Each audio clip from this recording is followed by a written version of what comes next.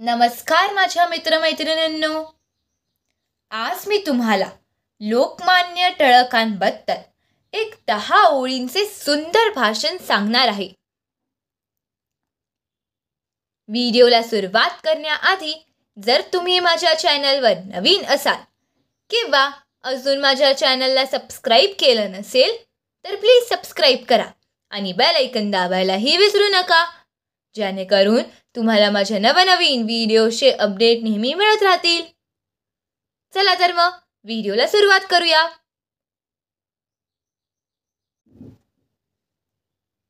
लोकमान्य टिळक, 10 ओळींचे सुंदर भाषण. स्वराज्य हा माझा जन्मसिद्ध हक्क आहे आणि तो मी मिळवणारच.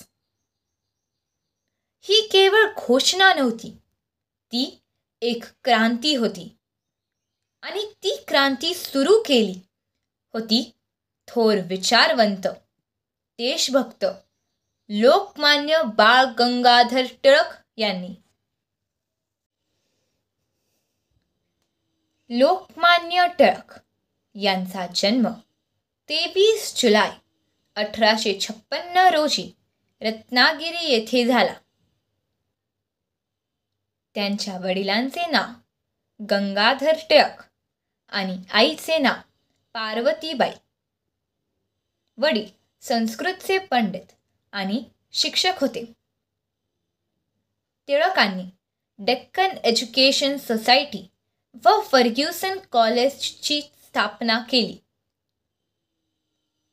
1881 साली त्यांनी केसरी मराठीतून आणि द मराठा इंग्रजीतून ही वृत्तपत्रे सुरू करून इंग्रजाविरोधात लिखाण सुरू केले.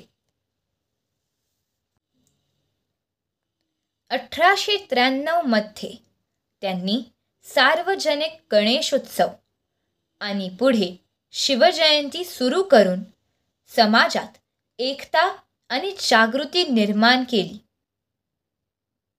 टिळक हे लाल बाल पाल या त्रिकुटातील एक होते, जे 3 महान नेते देशाच्या स्वातंत्र्यासाठी खंबीरपणे लढले.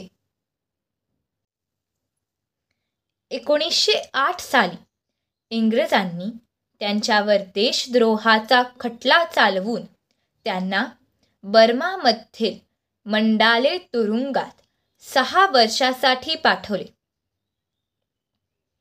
मंडाले तुरुंगात असतानाच त्यांनी गीता रहस्य हा प्रसिद्ध ग्रंथ लिहिला, जो कर्मयोगावर आधारित आहे.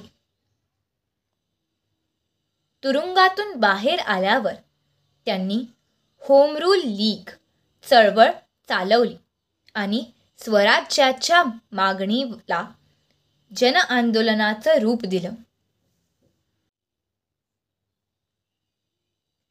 त्यांच्या पराक्रमामुळे जनतेनेच त्यांना लोकमान्य ही उपाधी दिली, कारण ते खऱ्या अर्थाने जनतेचे नेते होते. आज आपण स्वतंत्र भारतात श्वास घेत आहोत, पण हे स्वातंत्र्य सहज मिळालेलं नाही. टिळकांसारख्या क्रांतिकारांनी ते विचारांनी, त्यागाने आणि त्यांच्या लेखणीने मिळवून दिले.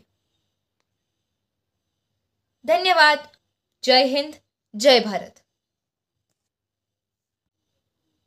जर तुम्हाला माझा हा व्हिडिओ आवडला असेल तर प्लीज लाईक, शेअर आणि सबस्क्राईब करायला विसरू नका. धन्यवाद.